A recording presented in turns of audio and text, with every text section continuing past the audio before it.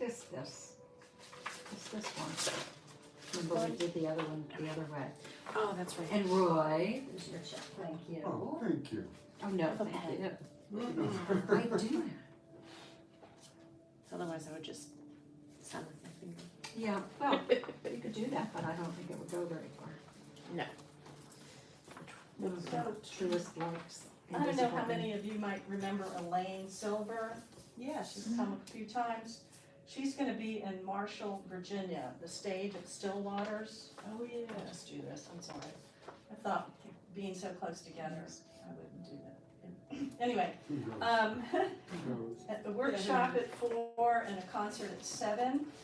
And she's doing her beetleology concert. Oh, cute. And yeah, singing and sharing the history. She's a certified beetleologist. Wow, beetleologist? Aren't they? Oh. I thought I was one, Go back apparently to not. school. No, do you have a degree in it or just history? And then at 4, she's having, 4 to 5:30, scientific prayer, a method for manifesting. So she's doing that afternoon workshop. And she says its meeting is outdoors at a private home in Marshall, Virginia. Yeah. But then the other place she says Stillwater, which Chris Abil told me that's actually has, lots of space. So Yeah, I've been there. It's kind of in their backyard, but they have this stage, like a stage, like a more professional stage that they built. It's pretty expansive. So is she a singer? Is she a performer? She's You a don't- performer, okay. she's a singer, and she's also a Reverend Fairy Elaine, emissary of divine law and love. There you can read. She used to come here frequently, but she moved to Florida. Wow. And you also had someone come who was an opera singer who used to go to Italy? Oh, that was Tony. Oh, Yeah. Tony, Yeah. she lives in Arkansas now. Oh, does she? Gets around. Yeah. Wow. Wow, okay. Well, she's from Arkansas, so she went Okay. there for the pandemic and then she stayed.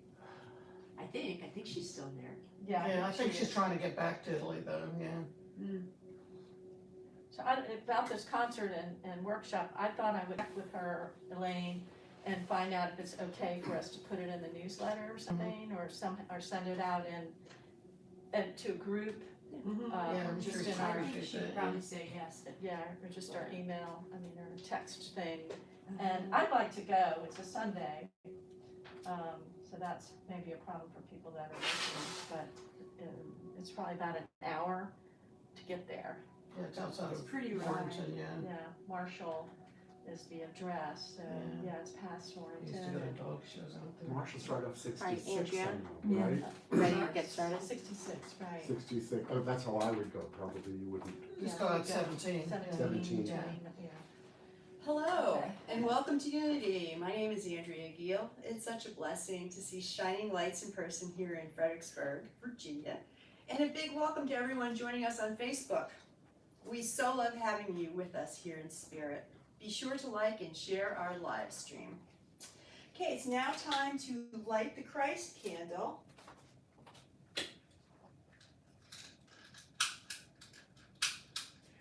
Okay, there we go.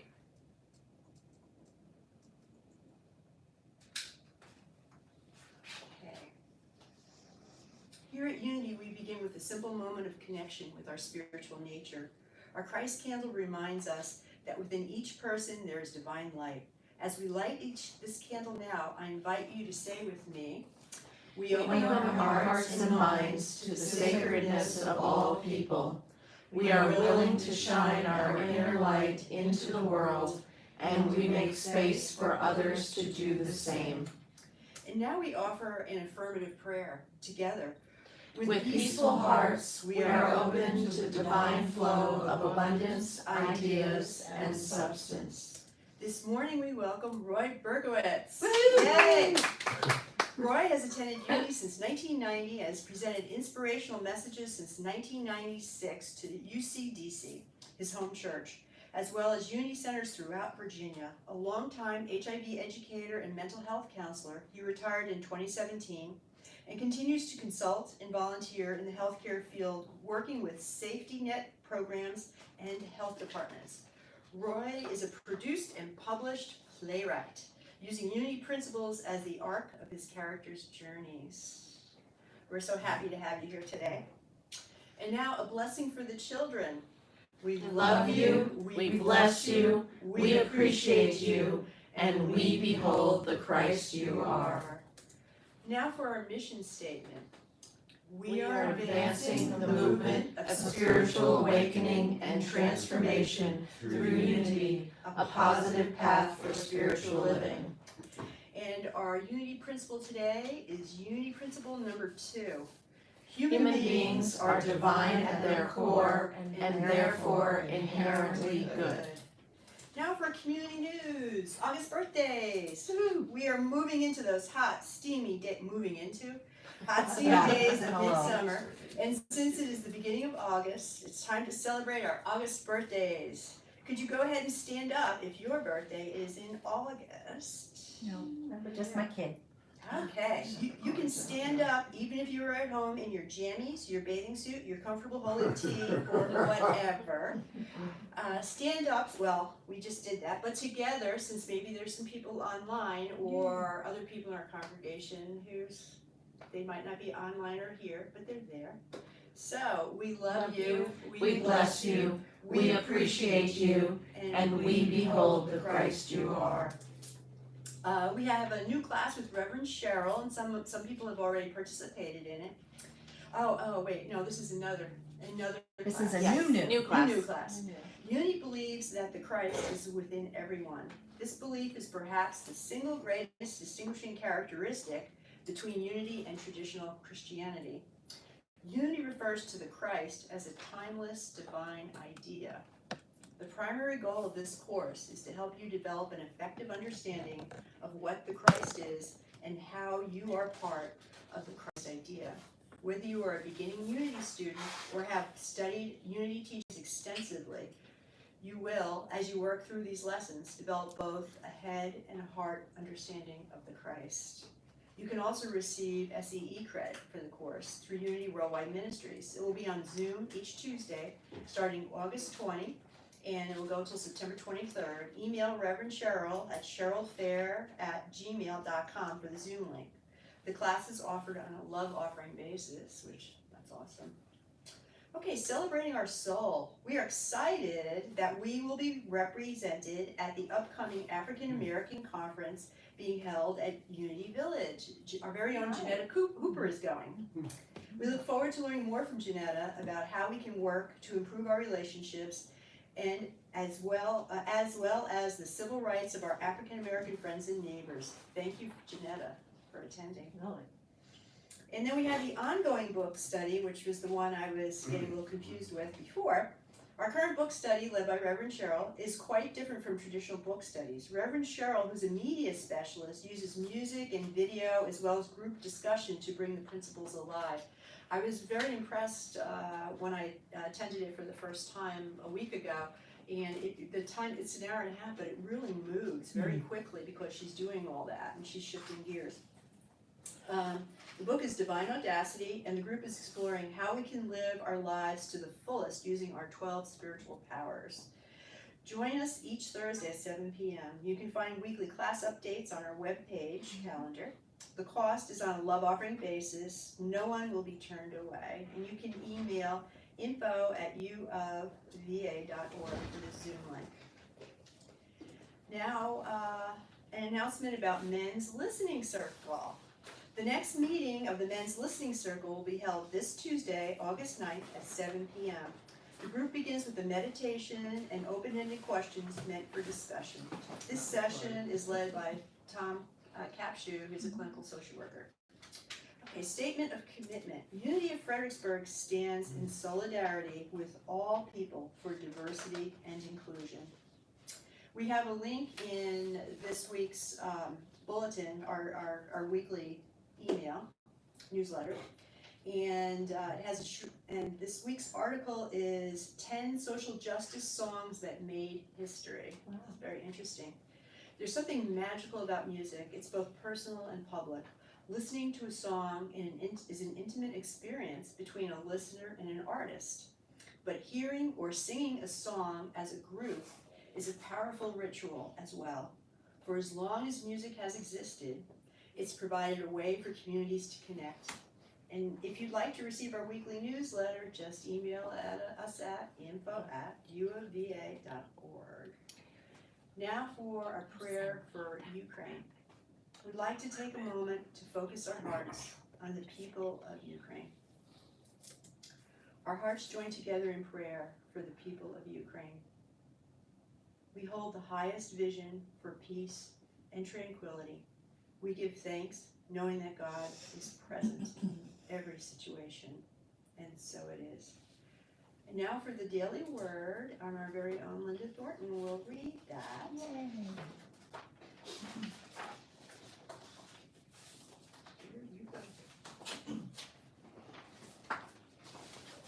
Okay. Today's daily word is release. And the phrase is releasing the past, I make room for the future. And we'll repeat that together in a few minutes. My life experience has provided me for many gifts, from joyous to painful. I have taken something from each one, a nugget of wisdom, understanding, solace, that has helped me evolve into the person I am today. I'm always growing, always changing. With gratitude, I receive the blessings while letting the painful memories go. I have no room for regret and do not dwell on things. I have no power to change. And do not dwell on things I have no power to change. As I release unwanted thoughts and unpleasant memories, I free myself to enjoy new experiences and create beautiful, lasting memories. With an uncluttered mind and an unburdened heart, I embrace the present moment and eagerly create my bright, beautiful future. And the scripture reading is from Ecclesiastes, sure how to say that, chapter 3, verse 6. A time to seek and a time to lose, a time to keep and a time to throw away. So we'll say together. Releasing the past, I make room for the future. And now it's time for a speaker.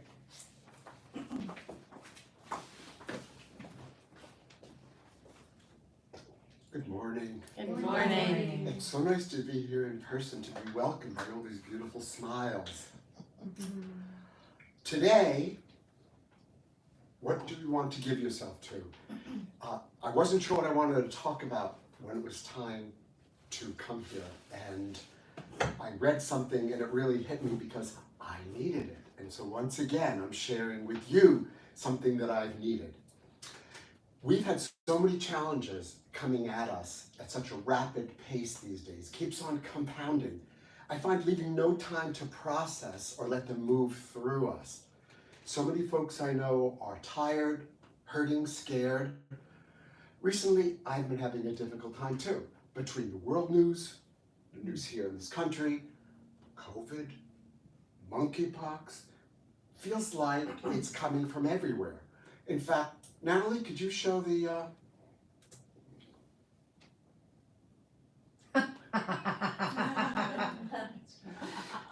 So in addition, many friends are having challenges. Some are dealing with serious pain. Recently, I've had some health challenges. Now, to be honest, I really don't mind getting old, but my body is having a major fit. And at times, my mind. Well, I've said in here many times, at times when I'm in my head, I'm behind enemy lines. In the midst of going through this, I talked with an old dear friend, Nina. She shared a very powerful question her husband had asked her. He said, how do you stay hopeful in this world at this time? And he wanted to know, what do you do when hope wanes? And I heard that and I wondered, is that part of what I've been dealing with? I hadn't put it in that clear a statement. Have I been feeling hopeless? Her posing At that moment, that question was so helpful. I became energized because from the depths came this immediate response. It took a friend to get me out of my head, help me verbalize a response to a question that on some level I really was struggling with. It took another friend to put something in my head a day or two before. He recalled that in his 30s, he went to a funeral and someone shared that the deceased was the kindest person that they knew. My friend's reaction back then was, how boring. I hope they say better things about me when I die. He said to me, and he's in his 70s, facing some serious health challenges, and he said, I hope that's what they say about me.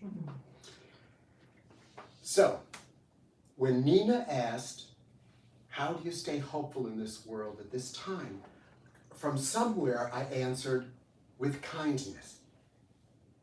I had recently read an article by Maggie Edmondson who posed the question, what do I want to give myself to?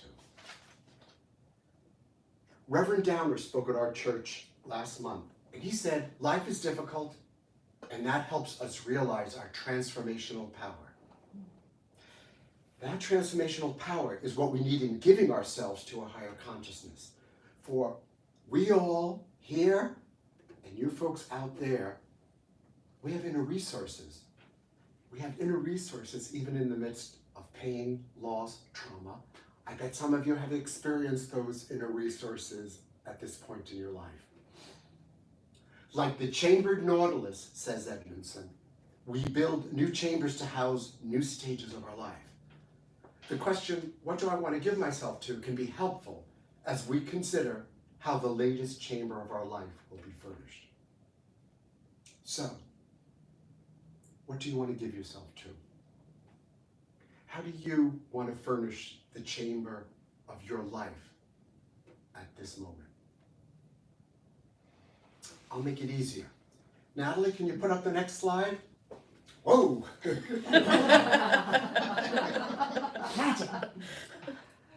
Here are some things to think about. Read and think about. Spend a moment with them as you're thinking about what you want to give yourself to.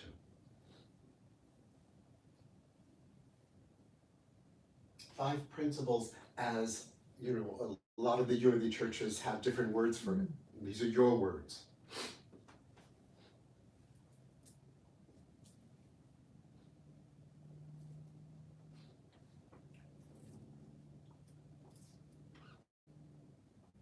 What do you want to give yourself to? As thou seest, so thou beest, said Charles Fillmore. As thou seest, so thou beest. And don't we all want to beest, more loving and joyful and hopeful, rather than tormented, hopeless, or capitulating to what seems inevitable? How can you give yourselves to these principles and at the same time be hopeless? It's a question I had asked myself. Someone said that we live tossed along in a stream of past conditioning and habit, that we live battered by powerful currents which affect how we cope with the world today, since we are largely living at their command. Past conditioning, habit, combined with recent world events and situations, pretty explosive combination. Yet when we feel disturbed and anxious, says Maggie Edmondson, we might ask ourselves if this is what we want to give ourselves to. When we're bitter or angry at someone, when we're in despair of the world, is this what we want to give ourselves to? Charles Schulz of Snoopy fame puts it in a much less existential way. He said, life is like a 10-speed bike. Most of us have gears we never use. These days, life is asking us to use new gears. Life is certainly asking me to use new gears. Or I decided maybe not so new. I think I've tried some of them before. Either way, I wish I had training wheels, but the gears are within me. All right, so life is difficult. That helps us realize our transformational power. We are more than we appear to be. Think about that for a moment. You are more than you appear to be. The Buddha taught that our suffering arises from forgetting who we are. Albert Camus, of all people, wrote that no matter how hard the world pushes against us, within us, there's something stronger, something better, pushing right back. And that is because we are unlimited spiritual beings, divine at our cores. 1920s unity writer Imelda Octavia Shanklin reminded us that the you of today begets the you of tomorrow. To improve the product, the you of today must transcend the you of yesterday. Again, to improve the product, the you of today must transcend the you of yesterday. Does the world need to do something different, or do I?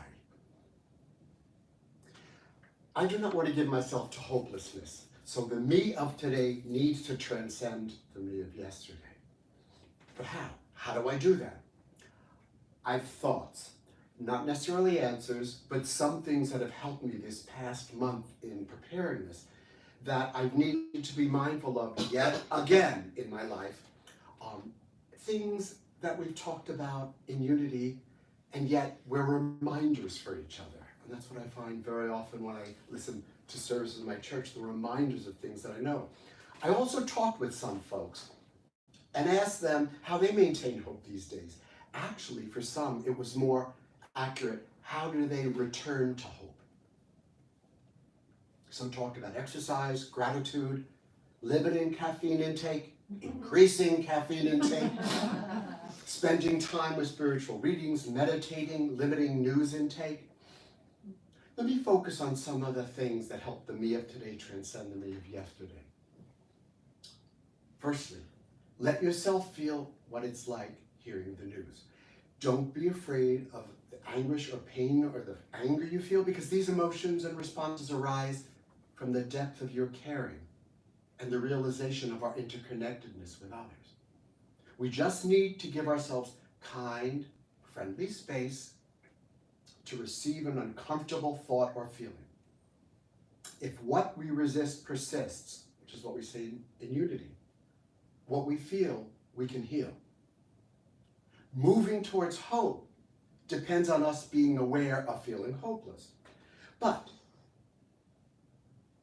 and this is really important for me, there's a difference between being aware and drowning and getting swallowed up by the feeling. Someone said, and I love this, you can visit a cemetery without building a house there. 2, so feel it, okay? Be aware of it, and then do something kind, generous, caring, outside yourself. Remember that still exists in you, in the midst of everything going on. Natalie, Marianne Williams said, hate has talked so loudly for so long. Greed has talked so loudly for so long. Liars have talked so loudly for so long. Love and kindness have got to stop whispering. By considering ways to help others, we can take back control in a world that can feel overwhelming, in a world that we might not feel like we have a lot of control over. Where can you take back control? Nothing is too small. Since I started writing this in bed at night, I've started thinking of 2 instances where I was kind that day, and I make myself get really specific rather than, oh, I was so nice to her. I was like, no, I said this or did this. And 2 instances where I was kinded by another in the day. Helps keep me on track. I mean, take the time to celebrate being kinded by another, because it helps us remember that still exists in spite of what we hear, what's going on. You know what I mean? Find your own way to reclaim that part of you. Self-compassion is a really good place to start. Include yourself in the kindness and the circle of compassion. Motivate yourself with kindness and encouragement rather than criticism when feeling hopeless. The other one, this is a tale as old as time. Connections, people, community. Duh, right? Become, with my friends and I, even more in our faces during the COVID times. In 1991, last century, I worked at an HIV clinic and I gave a client an HIV positive result. He hyperventilated. We kept him at the clinic to support him. And what he said is, I can't do it alone anymore. What struck me, and those were the days that many people were dying when they got results. They had been sick for many years. What struck me was that it wasn't the HIV that initially took his breath away. It was having to ask another for help. He would have to reach out. I can't do it alone anymore. We don't need to. There's so many ways to reach out nowadays with text, calling, email. Now, it's not always easy if I'm depressed or I'm feeling isolated. Okay? Might not be easy if I don't have somebody who I trust. We do have Silent Unity. We do have other numbers that we can call. It might be risky for some people to reach out. Perhaps when they've reached out before, they've been met with rejection, pain, or hurt. So only the person can really weigh one risk against the other, the benefit or the risk, or ask someone who you trust to help you do that. So I don't want to just minimize saying just connect with somebody. There are issues with that, safety issues sometimes. Take in love from the people you can feel love from. Who in your life is life affirming, however you define that. Maybe it's just Silent Unity. Who is not life affirming? Doesn't mean they're not good friends or good people. But what you may need, they might not be able to give you at that time. Right? Who can remind you of who you are? Or pose questions to you like, what do you do when hope wanes? Now, on the other hand, maybe you don't need to talk about the issue. Maybe you need someone who can help you take a break from the issue, from the internal tapes, someone who makes you laugh. Obvious stuff, right? I've started staying at friends' houses in the area. I used to drive up to New York, where I'm from, visit my sister in Vermont. I have friends in the city area and up in the Catskills. And it's been wonderful just hanging out with friends where it's easy. I could do my introverted stuff. We can have time together. We can watch stuff together. I live alone. Yes, I live alone. Well, I do when the committees up here aren't meeting, So getting out of my home helps me get out of my head. So, as I said, I've started staying with friends who live in the area. A friend from church and I have been doing sleepovers at her home for 1 year. Just had our 1-year anniversary. It was the 5th anniversary of her husband's death last year, and we were talking, she said, could you come for dinner? And then I said, sure. I said, do you want me to stay over? I get the basement, it's dark and cold, it's a bedroom, I love it. We watch things together. With my friend Jane, I'm not behind enemy lines. We talk about our issues. We remind each other of new, sometimes not so new perspectives and truths, getting out of our heads into our hearts. Again, she's a unity person. Then we move on, we refocus on how we're growing, on laughing, on watching Netflix, on what she's making for dinner, healing each other as we're healed. Her physical pains are not the focus anymore, as they are when she's alone. That's been one of the things that friends who are studying pain and taking classes on it are learning over and over again, that it doesn't mean it's not there, but it's not the focus. She's engaged, laughing, processing things, and me, I made my heart not my head. We agree that that's been a gift of COVID as we experience the giving and receiving or one energy flow. Just like Course in Miracles says, when the miracle flows, it flows both ways.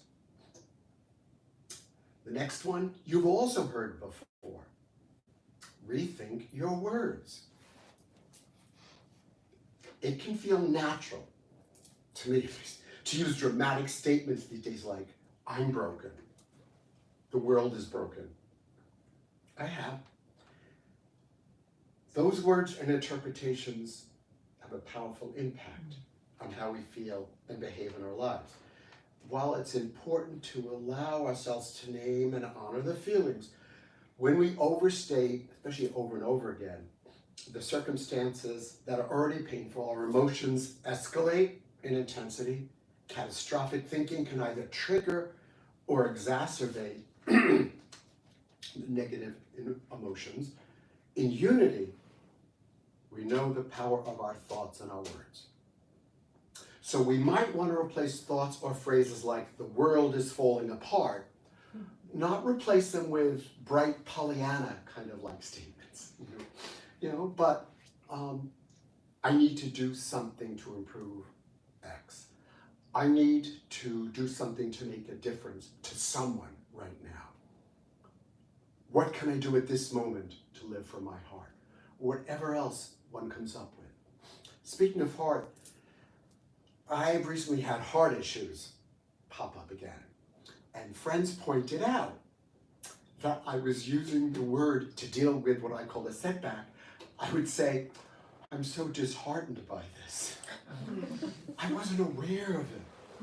Okay? Now, my words didn't cause it, but I don't want to give any power to it. I don't want to affirm it. So I stopped saying it, thanks to a friend who told me what she was hearing. And now I just say, this sucks. That more than suffices. Which gets to noticing ourselves talk. Unity Principle 3, everything in the manifest realm has its beginning in thought. Whether it's our trance of unworthiness, that's what Tara Brach calls it, whether it's feeling less than, feeling not enough, feeling hopeless about the world, where you spend your attention is where you spend your life, says James Clear. Energy begets energy. Hopelessness begets hopelessness. If we give a bully our lunch money, think they'll be back the next day? Probably. Think of self-talk as that bully.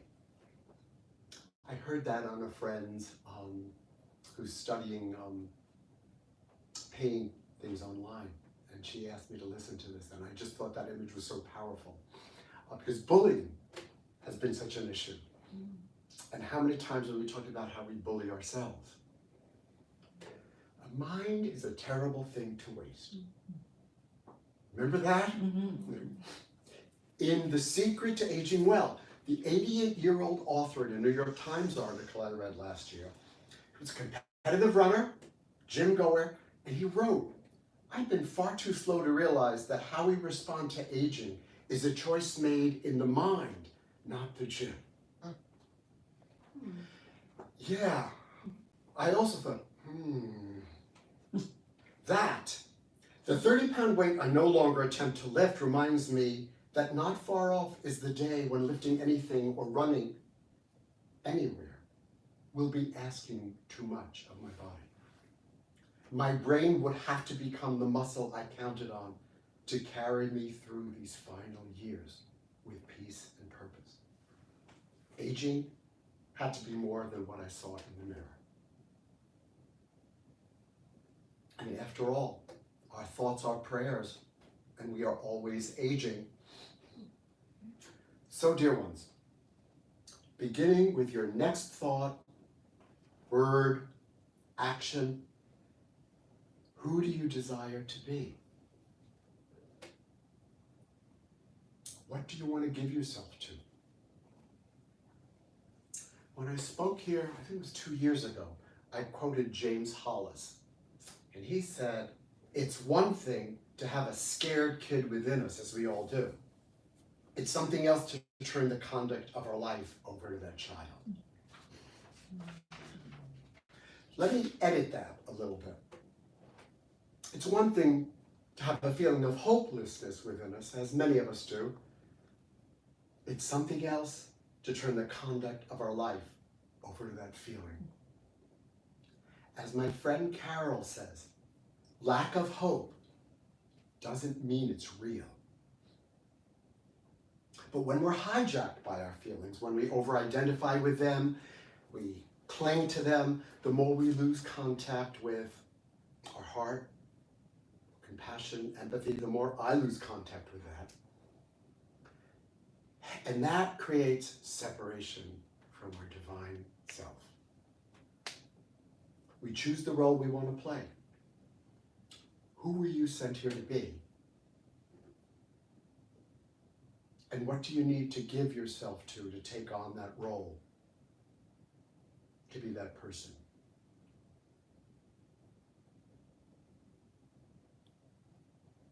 Our lives are not dependent on being a certain way. If they were, we'd be in more trouble than we are now.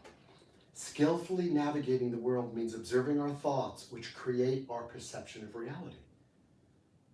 Joel Goldsmith, in The Thunder of Silence, talks about the whole secret lies in making a transition from a thinking mind to a mind at rest in a state of awareness. A mind at rest. A mind at rest is aware of the voice of the ego, and that's nothing else but a conditioned mind pattern, as Eckhart Tolle tells us. The voice of the ego is a conditioned mind pattern. But a pattern that can hurt, belittle, reinforce our unworthiness. It's a pattern that can maim, eviscerate, and sometimes kill us or another. Skillfully navigating this world means not battling with our mind, but instead witnessing it. Witnessing how we talk to ourselves about the world, talk to ourselves about human nature, our health, our ability to make a difference, or the level of hope. Hope. Remember Pandora? Do folks remember Pandora? Learning that in, I think, 6th grade, Mrs. Feeney's class up in Long Island. Well, I looked it up just to make sure my memory was correct, and I found something else that was interesting. Pandora is a figure from Greek mythology who was not only the first woman, but as an instrument of punishment, she was the wrath of Zeus, was held responsible for releasing the ills of humanity into the world.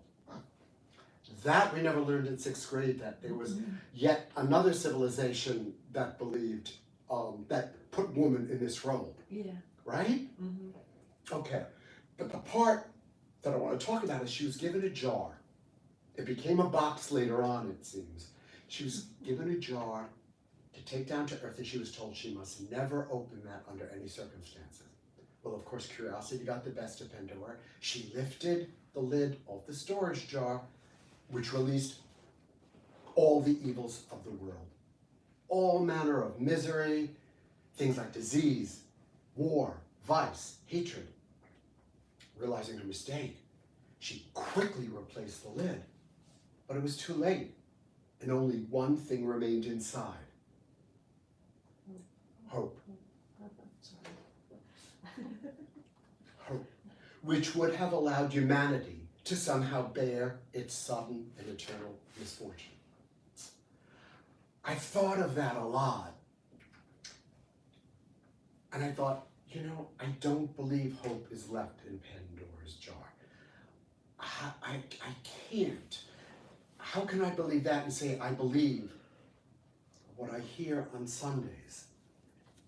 At least between 11 to 12. That's when our church meets also. How can I hold both of those? Now, maybe hope isn't the issue for you, or being hopeless. whether or not it is. My friend Nina's response to my thoughts still might resonate. And she emailed me after our talk. You pick something and do something. Not to save the world, just to remain alive and human.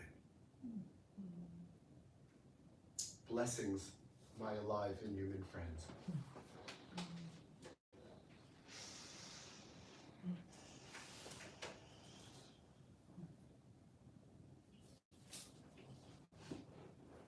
Now, if you would join me in meditation.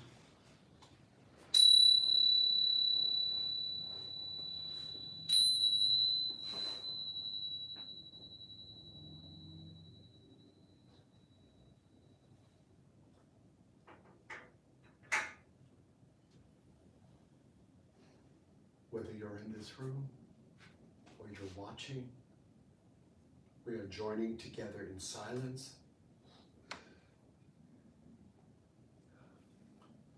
Let yourself receive the support of the floor or the chair. Know that you're supported.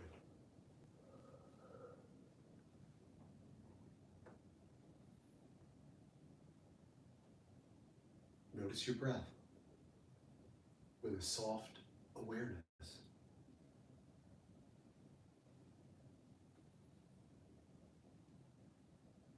You don't need to do anything, change the rhythm, just notice the breath of life.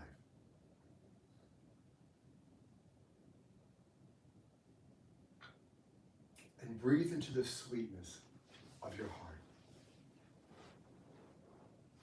And when you breathe out, send that sweetness throughout your body.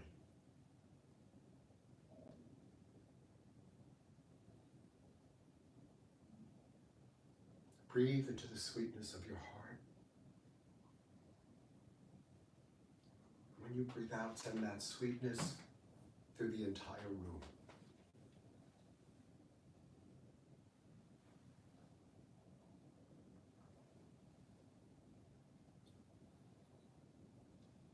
Breathe into the sweetness of your heart. When you breathe out, send that sweetness wherever it needs to be.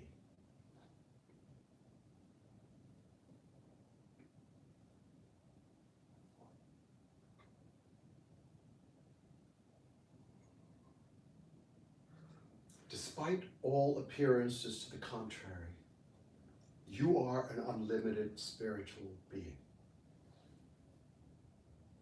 Notice the thoughts that float through your mind as you respond to that statement.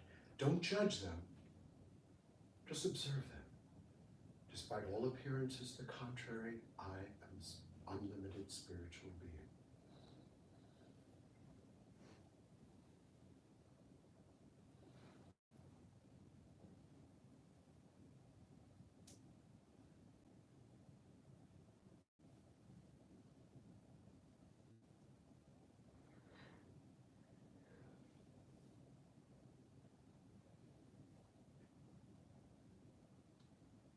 Aware of your divine character, you are aware of your divine responsibility. What is that divine responsibility for you? Aware of my divine character, I am aware of my divine responsibility.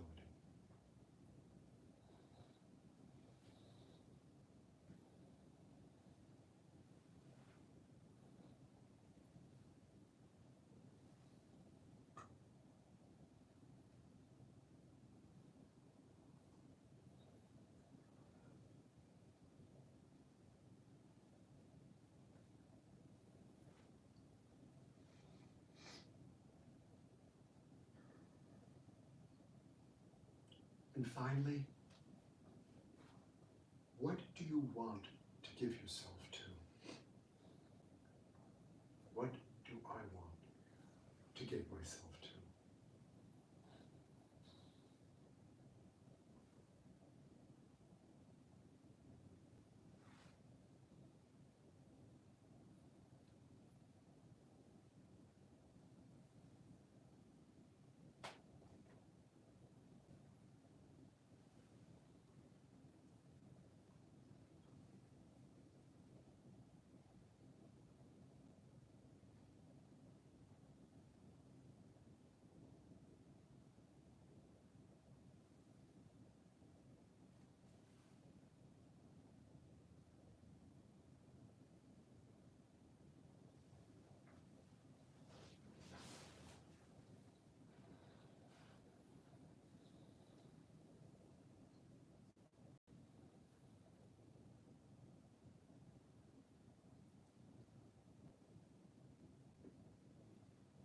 review your thoughts.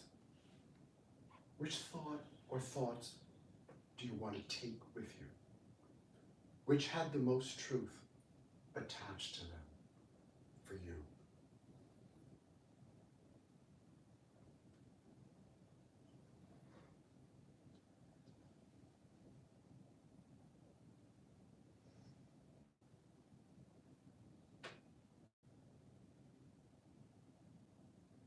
Gather them and gently, always gently, return to your space with these truths.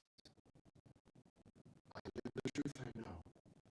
I live the truth I know, thereby ensuring that the me of today transcends the me of yesterday, as the me of tomorrow will transcend the me of today.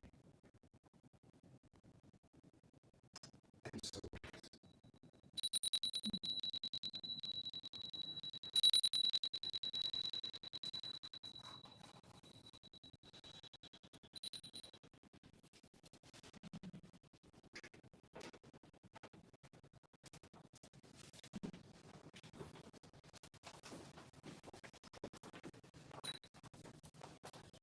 Thank you so much, Roy. It's always such a pleasure to come visit us. I mean, there's always so much to unpack in terms of you fill it with these, great ideas for things and concrete things we can actually do. And I feel like when you come to visit, I'm in a new book candy shop.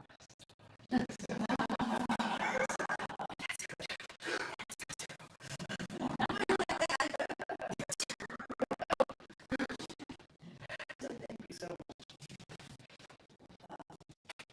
Let's see. It's now time for tithes and love offerings. And together we say, Divine love through me blesses and multiplies all that I am, all that I have, all that I give, all that I receive, and I am grateful. And of course, now we have an offering for the final blessing for our prayer box. And we acknowledge the source of all that is, and we hold an attitude of gratitude with these, oh, wait, wrong thing. Sorry about that. We acknowledge the source of all that is, and we hold an attitude of gratitude for these tithes and love offerings that have been so freely given. We are so grateful for the many ways that our gifts will serve the community. And we enfold the loving souls who have requested prayers in the absolute truth of God, declaring with pure faith that all prayers are heard and responded to in the highest expression of God's will. And so it is. Amen. Okay, now it's time for the peace song. I'm hoping Natalie will lead us in that. Of course. Let there be peace on earth, and let it begin with me. Let there be peace on earth, the peace that was meant to be, with God as creator, family all are we.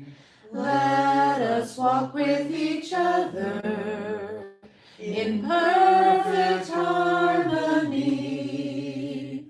Let peace begin with me. Let this be the moment now. With every step I take, let this be my joyous vow. To take each moment and live each moment in peace eternally. Let there be peace on earth, and let it begin with me. And now for the prayer for protection. The Light of God surrounds us, the love of God enfolds us, the power of God protects us, the presence of God watches over us. Wherever we are, God is, and all is well. thank you for being with us today and sharing your light. Namaste.